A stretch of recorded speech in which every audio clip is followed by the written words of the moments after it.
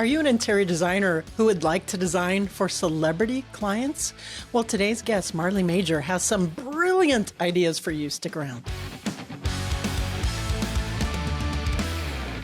Hey kids, and welcome to Designed by Wingnut Social. I'm your host, interior decorator Darla Jethro Powell.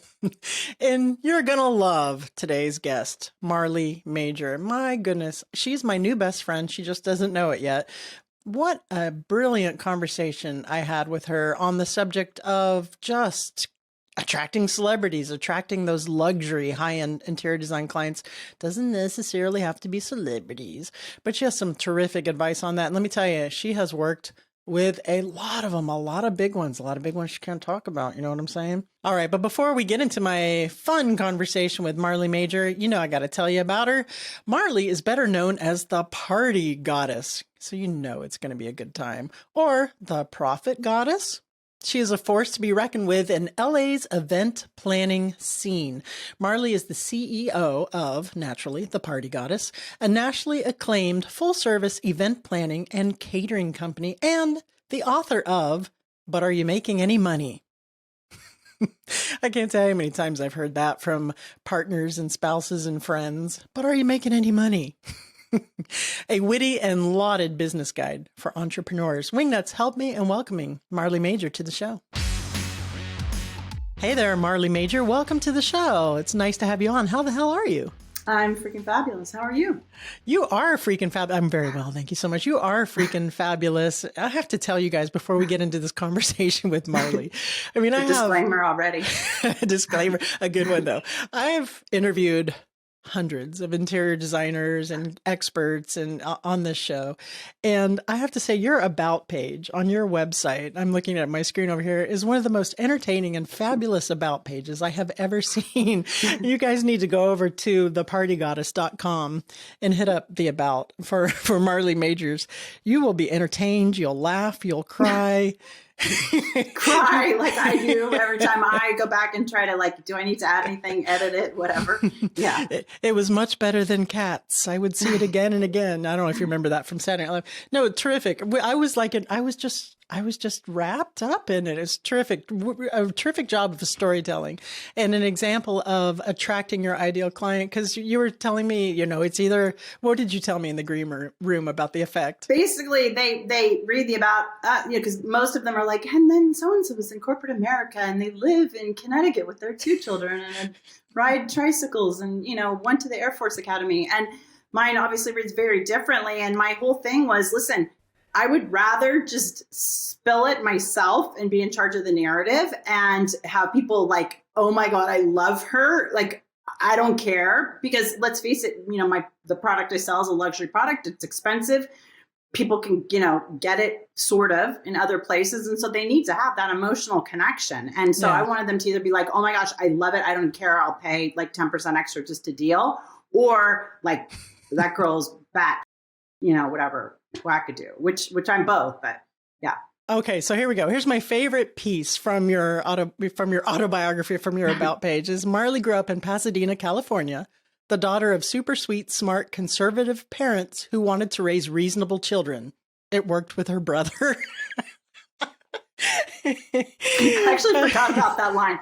Now I'm kind of like, that was really freaking good. Now the first thing I think of is like, was I drinking when I wrote that? Because that sounds like me with 1 martini in, which is always the best me, But yeah. Well, anyway, there's more where that came from, folks. Go and check that out. So I digress. I had to put that out there, and that's a terrific example of just authenticity and being yourself and attracting your ideal client. And I'm sure it's worked out well for you. Okay.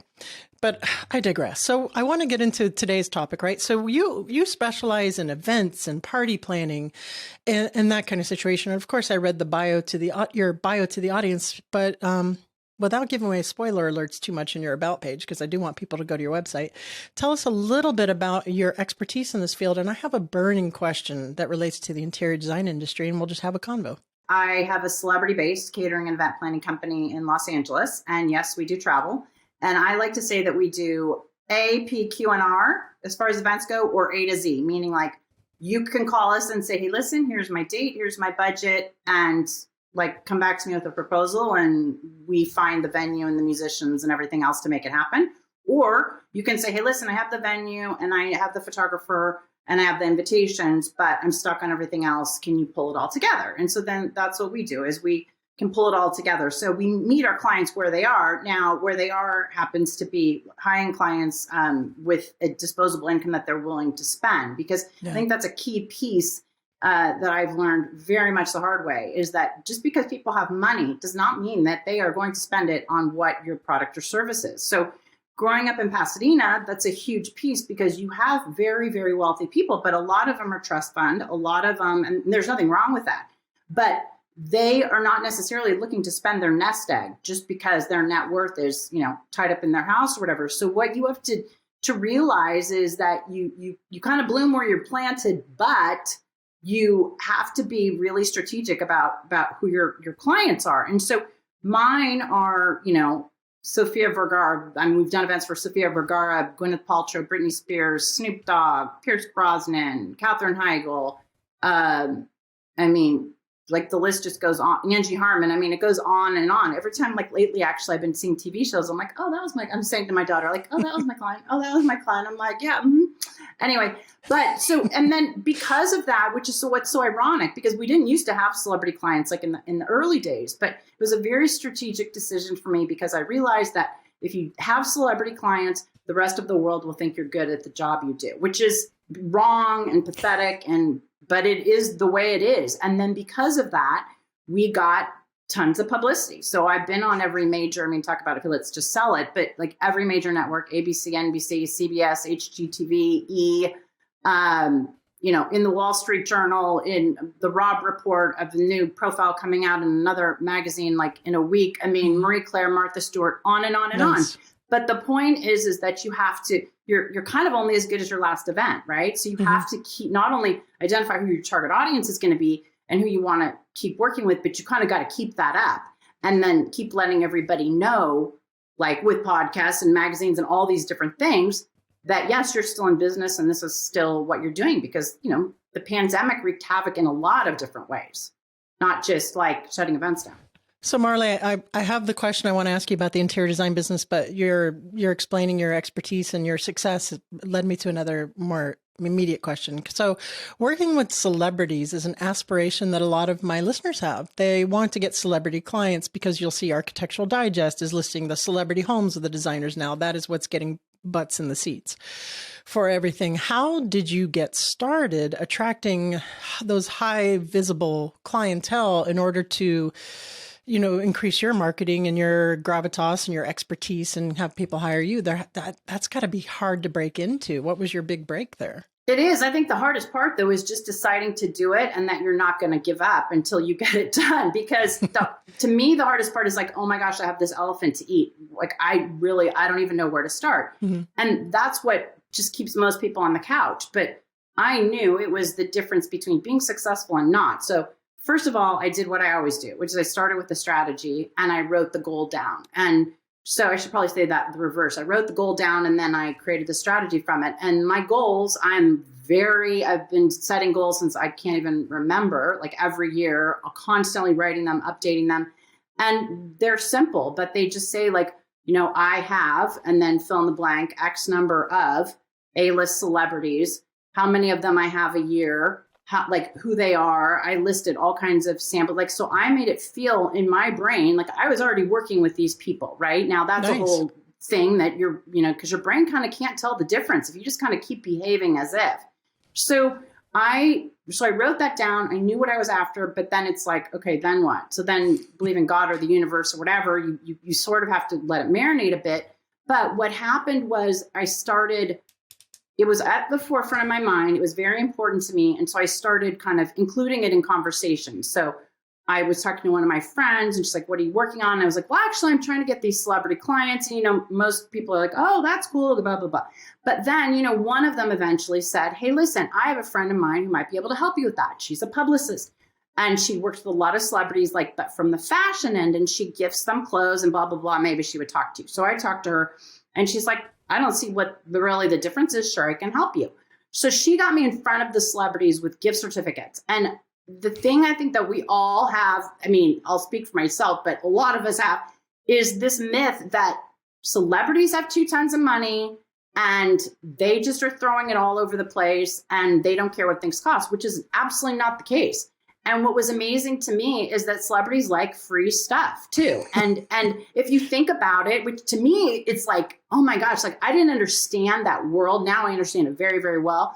But you know, all those gifting suites for all these Hollywood events and whatever, that is all free stuff that they get. They basically just get to like pull their Range Rover and be like, I'll like take that, and that, because the brands know one photo in Us Weekly or one photo with that, you know, Cartier watch or something is so much publicity. And so I was like, why can't I just model that? Right. And I try to, I mean, I spent most of my life reinventing the wheel, so I try once in a while not to. And this kind of works. So I sent out these certificates. And as I say, my friend said, you know, it's going to have to move the needle. Like, don't send them like, hi, here's $100. And you're like, whatever. You know, we've all gotten things like that. But then I remember one of the days where I was like sitting on my floor in my office, like sorting something or doing, and my assistant was like, Jamie Spears is on the phone. And, you know, Jamie Spears, of course, is Britney's dad, by the way. I'm a huge fan. I think he's the nicest guy in the world. And I was like, you know, like, I was like, okay, this is Marley. Like, I mean, no makeup, in sweats, you know, and that's when he's like, well, we got your certificate, blah, blah, blah. You know, and so you start going through this whole thing. Yes, well, this is how this works, as if I do this every day, like as if I'm a phone operator, you know, reciting a script. And I was like, girl, frickin' A, you just gotta like, and then that's what happened. And then I got another one, and then I got another one. And you know, you show up like, okay, how am I going to do this? But you figure it out. But I really think it all boils down to having those goals. But then what I did with my goals is, because then what I started noticing is, I started getting all kinds of celebrities. And some of them were not the nicest, greatest celebrities. And so then I was like, let's go back to the goal sheet. And I realized on there I had nothing about A-list celebrities who appreciate my work, or who, so it's amazing how like choosy you start to get, but you have to be very specific about what you want, or you're going to start just attracting all kinds of stuff like flypaper. You know, you're going to get some flies, but you can get some gnats too. I love that they're budget conscious and they want free stuff, and that's true. And I get something that I thought of, and it parallels a little bit, is high-end interior designers who come to us at Wingnut Social, as a marketing agency for interior designers, who want to attract luxury clients or high-end clients. They're like, I don't think they're on social. Yeah, they are. They're just people. Oh, hell. They here's the thing. They might not be on TikTok. Maybe they are, by the way. Yeah, they might be now, Right. But here's the thing is that I would say you go fishing where the fish are swimming, right? And you take your own head out of it. It doesn't matter what you think. It matters like, where do you see them photographed? Where do they hang out? Where do you think they drink coffee? Because all those things are tells, right? Because then you see what they appreciate. Like, are they always no makeup but like, that, what are their passions? To me, an easy way is just you start figuring out like where they hang out. A lot of times they hang out at different clubs and things. A lot of times it'll be charity events or whatever. But yes, they definitely are on social media. But here's the thing. You can just reach out directly to them, send them a gift certificate. Like for example, in Pasadena, I think it's probably now all over, but we have this showcase house, right, of design, where all these designers, and I can already hear like what your listeners would be saying, like, you never get any business from that ball. So, okay, whatever. But the point is that why not take the concept? So, a designer does a room in the showcase house, yada, yada, yada. And then, they get publicity or whatever it is. Yeah. But how about this? How about you don't send the celebrity a gift certificate to do their whole house? How about you send them a gift certificate to redo a powder room, or a gift certificate to redo something that what I say is like high value to them, low cost to you, like meaning, a powder room or something that's or here's the latest trend ever, $1 million idea, offer to redo their kitchen pantry. Because that is so trending. There's a billion shows on it. You can be the Marie Kondo. You can be those very cute girls that are the home ed. Yeah, home ed with the Rainbow Push Coalition. You can do that. And here's the thing.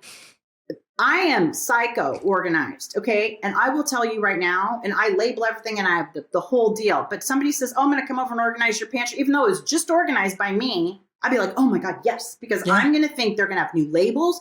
They're going to have new bells and whistles. And then your audience is going to say, but that's not what I want to do. I don't want to like organize pantries and whatever. That's not the point. The point is you get in and you see how many kids do they have? Right? Are they into junk food? It's all reconnaissance. Yeah. You get them to trust you. You get them to, you're like, oh my God, everything is expired. Okay, maybe they travel a lot. Like that's your in, right? Like these days, we're all complaining about, these social media companies are all like stealing our data and all this stuff. This is you going in to get the data, right? You go into somebody's pantry and you find out do they buy luxury brands? Do they only shop at Costco? You just found out what grocery store they're in. Guess what? You're going to now run into them next week at Erewhon or whatever you're going to go do. But it's not hard. You just have to have like a way in. And to me, actually, that's the greatest idea ever. I love it. That's a terrific idea. You heard it here first, folks. That's $1 million idea. You can send your checks over to Marley Major. Exactly. And Wingnut Social. But here's the other thing is then get smart. Like, especially if you're in a hyper local market. So why not do like a collab, right? We all know collabs are everything. So why not go to the local hardware store, or even if it's not hyper local, like the Container Store or something, and talk to their marketing department and say, hey, listen, I'm going to do a pitch to this XY, these 5 celebrities. If they bite, would you do it with me? And you give me 50% off the product or something, that they need. You're like starting the conversation. And will a lot of them say no? Absolutely. Who cares? You just keep knocking. And somebody's going to go, oh my gosh, that's the greatest thing ever. Yeah, you only need that 1 or 2 to say yes. You only need that 1 or 2. And then I guarantee you, everybody's going to be like, oh my gosh, I heard you just did so-and-so's pantry. Like, I want that. Can you do mine in black? That's how it goes. Because, and then they're so excited. I mean, my God, Drew Barrymore did one of the things with like the Home Edit girls. And she was practically freaking crying on that show. I was just like, are we still talking about the pantry? But it's satisfying. So go like make them happy. And then, oh, by the way, I noticed next thing, your garage. Have you ever thought of an epoxy floor? Like whatever the latest thing you guys are, just step from there to then get what you want. That's terrific and highly motivating. If you have any self-doubt about going out there and doing that yourself, all you got to do is just channel some of Marley's energy here. You are a go-getter. I'm just like, listen, I put my makeup on and my perfume for myself when I'm having a bad day. I have my new like ABBA song, which is not new. It's like 100 years old. I put on my phone, Take a Chance on Me. And I was just like singing in my horrendous voice with my makeup on and whatever. And I'm going into this new venture and I was working with these bankers like in a field that is pretty foreign to me. And I was just like, I'm going to sing ABBA and then sure enough, when I got this funding, I was like, yes, like, nice. Yes. So you can be all makeup, nowhere to go. And it's fine. Still works. I love it. So, okay, now I want to ask you the question I thought about when I was doing full-time design in Miami. I never did get to this point because I got a divorce and I moved and Wingnut Social happened, which I love. I'm not mad about it. But I thought, wouldn't it be a terrific idea that at the end of every of my design projects, I partnered or had some party planner thing for someone to have a second housewarming or a reveal of the design and have a party? What great publicity that would be. Do you agree? Not only do I agree even more than when we were kind of, noodling it a little, like when I got a little bit of a whiff of it before. But here's why. It plays into everything that's a trend right now, right? What's a trend? Collabs. We talked about that earlier. Sure. So guess what? You partner with a party planner or you partner with, I don't know, it could be the rug people. It could be the florist, right? It could be a photographer. Because then you have something, you say, hey, listen, maybe it's not your giant housewarming party that you just had, but like, are there 5 girlfriends you want to have over to have a luncheon and do a reveal with them and do a walkthrough and whatever. And oh, by the way, then you make sure you get their info. And if they want to do something with you, they get 10% off or something like that. And, there's a whole thing about like, there's no discounts and stuff in luxury. I get it. You don't have to say like, here's a 10% off coupon. Right. And, meet you in the Walmart parking lot, but there are ways, right? You're like, well, I would love to work with you. And you change your language and then you give them something like, I'd love to gift you that vase that you're redoing in your, something, because the thing is that it's about stepping stones, right? And the other thing too, is that it's about leveraging, right? You could do 2 projects a year. You leverage those 2 projects. Those 2 projects, as far as I'm concerned, should be on social media, like till the cows come home. And here's the other thing too, don't forget, is not only should you celebrate, because then you're celebrating the client, they feel so good. I would then have, and it's a reveal, and I would do, maybe even hold back like one of the rooms that the client hasn't seen, like something that was like really important to them, or something you organized that they didn't know, or it could be anything. And then like take videos of it, or even, give them 2 tons of wine and have the other ladies be like, what's your favorite part of the house? I love this, or I love that she was talking about having a sunroom and she finally has it. So there's so many ways to leverage it. And we just have to keep thinking that way, and think of it like a staged photo shoot. This is crucial. So let's say that you do, I love your idea about you're going to have the party, but then, okay, let's face it, for you guys to be at the party, then you're going to be dressed up and have your, your hair done. You're going to be in your cute outfit and whatever. Leverage that. Ask the woman before, can the photographer come in an hour early and take all these extra photos of shots, and then create before and afters for your Instagram reels, leverage the max out of it. Then say, hey ladies, could I get a photo of you guys sitting, like eating lunch at this table? And then you riff off of National Dining Room Table Week or whatever, because there is something for everything.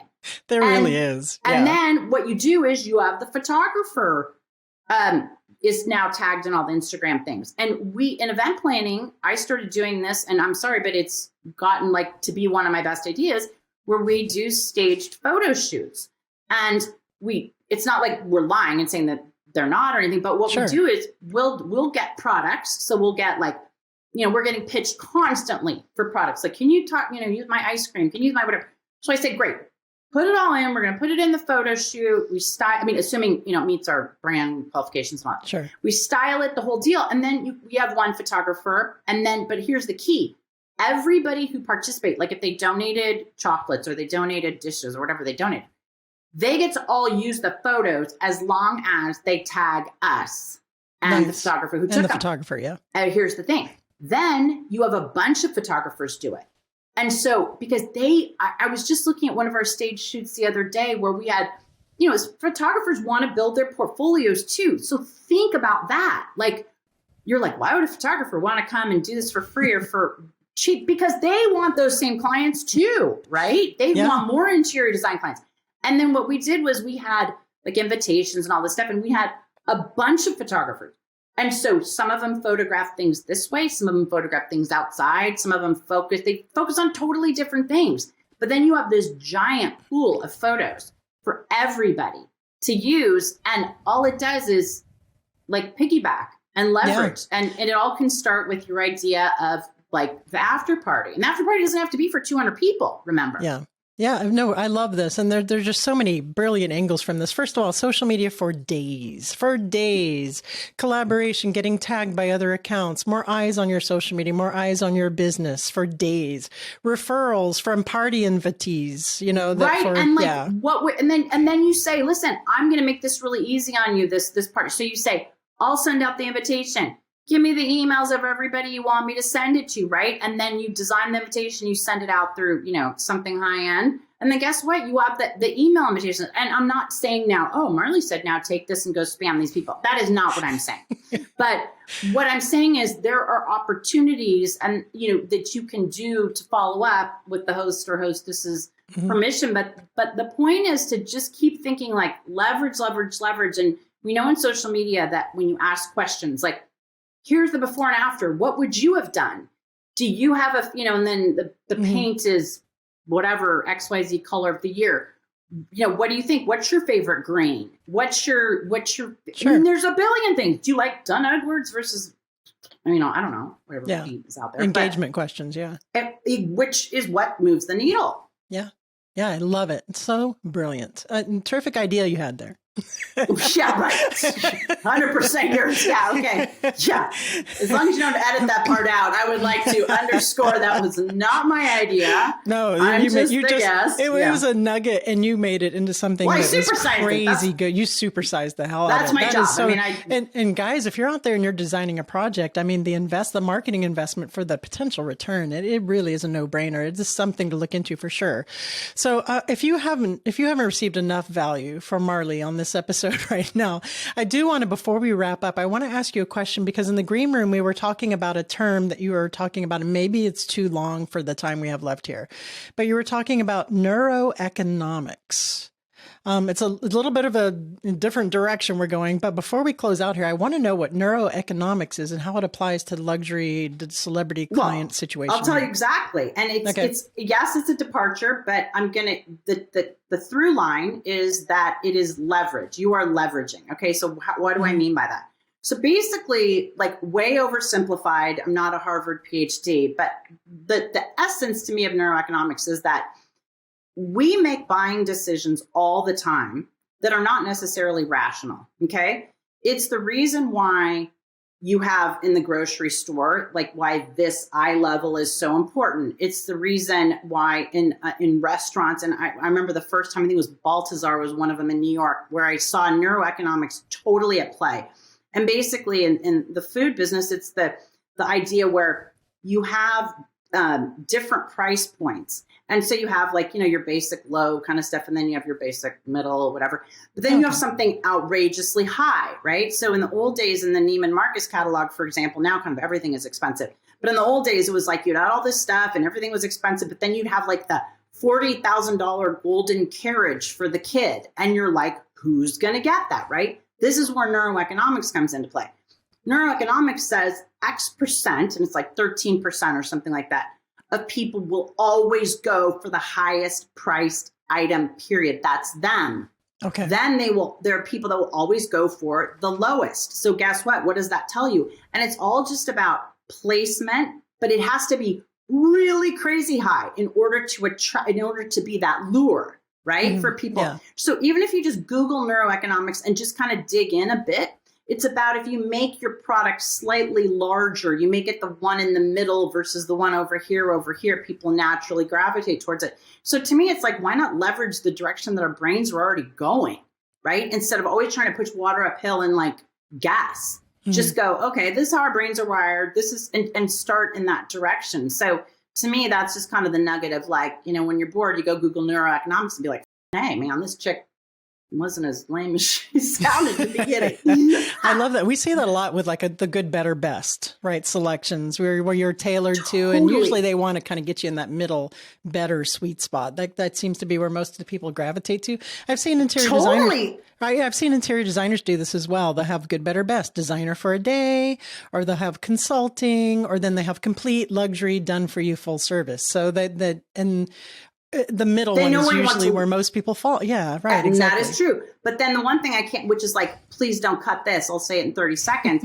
The one thing that was the biggest game changer for us is the longer the price is. So meaning, what's the longest way to write a price? $20,000, and you write it all in cursive and 0 100s, right? And it's going to be like this long.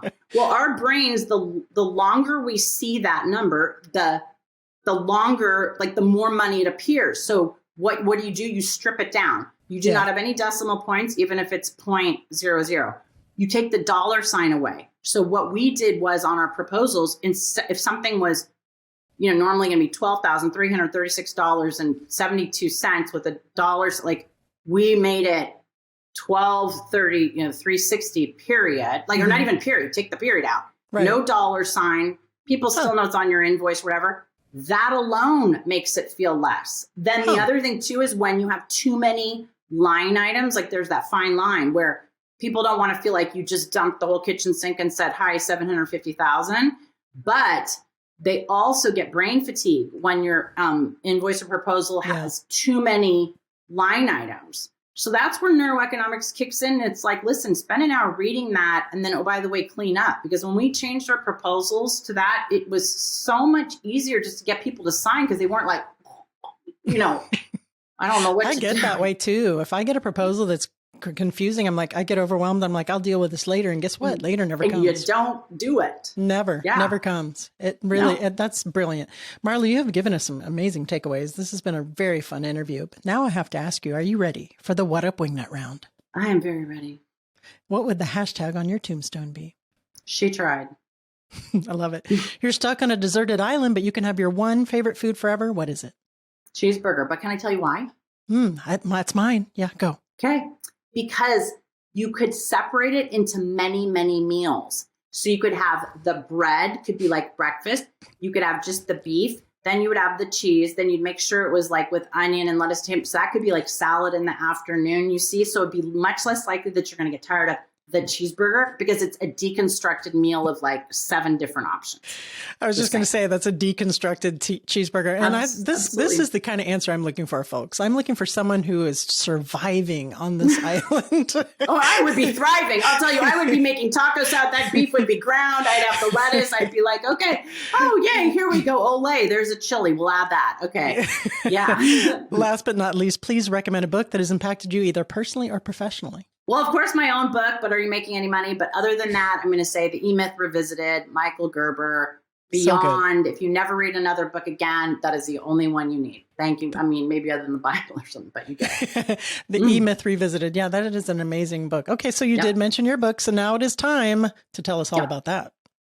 Yes. So basically, I wrote we didn't get into it, but my life is much more of a train wreck than it looks like. And I wrote a business book called But Are You Making Any Money? After the question my dad would always ask me when I would tell him how great everything was going. And he's basically like, I don't know, but are you making any money? Because last time I checked, you're still asking me for some. And so I knew that I had to come up with my own way of deconstructing profit and loss statements and I was creative, but I had a billion excuses like, I don't know. And so the secret sauce to my system is basically it's about tracking your time. And it's so simple. And when you realize that it isn't just, hey, I bought a lamp for $500. I'm going to charge my client $1,000. If it were that simple, we'd all have bank accounts overflowing, right? Because you just go, oh, I'm just going to have more margins. But when you add the time component in, which I make very simple, that literally changed my life. And the other thing too is if you want to find out more, like we have a little like video series kind of about the book, totally free, not very long. And you can go to mini.theprofitgoddess.com. if you want to check that out. But otherwise, see me on Instagram, doing my usual. And on Instagram, you're the party goddess. Yes, I am. All right. So can they go buy the book at thepartygoddess.com? And on Amazon. Well, it'll just go to Amazon and get it. I mean, they probably get it through big time. Okay, so and it is, but are you making any money? And I have a couple of friends whose husbands say that to them all the time. Oh, imagine that, right? Imagine. Oh, my wife is like now started this company and she forgets to make dinner and doesn't pick up the kids and it's costing us. Yeah. Marley Major, thank you so much for joining us, guys. Run on over to thepartygoddess.com. Check out her about page if you don't do anything else. But are you making any money on Amazon? And we so appreciate you being with us today. Thank you very much for having me. It was so fun. All right, so what did I tell you? First of all, the party goddess, right? She's the life of the party. She just totally took over this podcast, stole the show with her brilliant ideas, and I got to tell you, I am not mad about it. I think she had some terrific ideas for attracting those high-end clients. So if that's something that you want to do, if that's a goal of yours, you want to get celebrity clients and be on the cover of Architectural Digest, because it does seem that that's the key anymore, right? Is to get those celebrity design situations there. Knock yourself out. What a terrific story. I really love it. Thank you so much for being on, Marley. And make sure to go and check out her book. But are you making any money? I think she said that was everywhere, right? She did. All right, guys, if you need help with your social media marketing for your interior design firm, there are 3 ways really to work with us. You can go check out Wingnut Academy at wingnutsocial.com. You can check out our very first completely on-demand, done at your own pace Instagram for interior designers. Tons and tons of value there for the right price point for you to take and run with that and get your Instagram to the point to where you can get those celebrity clients. If that's the way you work through with the workbooks and your value propositions, and when you go check it out, you'll know what I'm saying. Or if you need just a strategy, you want us to do that piece for you, and then you can just take that and run with it. You can do that as well. Or if you're like, Darla, I don't have time and I don't want to do any of this crap. You do it all for us. Well, we got you covered there too. Wingnutsocial.com. Check us out. And if you have any questions and you want to have a chat with me to see how we can work together and if we're a good fit, just hit that little let's chat button there. Schedule a time, some FaceTime there, just like this. See right here. How you do it? Yeah, like that, like that. Oh, and make sure to subscribe on Designed by Wingnut Social on our YouTube channel. You can just see what a complete dork I was there. All right, guys, that's it. Until the next episode, remember to get out there, get uncomfortable, be freaking great.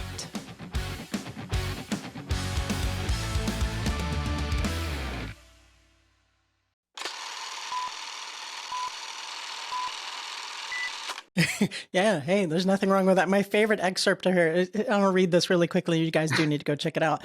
Is Marley grew up in Pasadena, California, the daughter of super sweet, smart, conservative. Let me say that again. My favorite passage, and you guys really do need to go check this out, is Marley grew up in Pasadena, California, the daughter of a super... I did it again. Sorry. Maybe this is, we'll just be bloopers till the cows come home. Mercury's in retrograde. Bloop, bloop, bloop. There we go. I am the greatest singer in the world.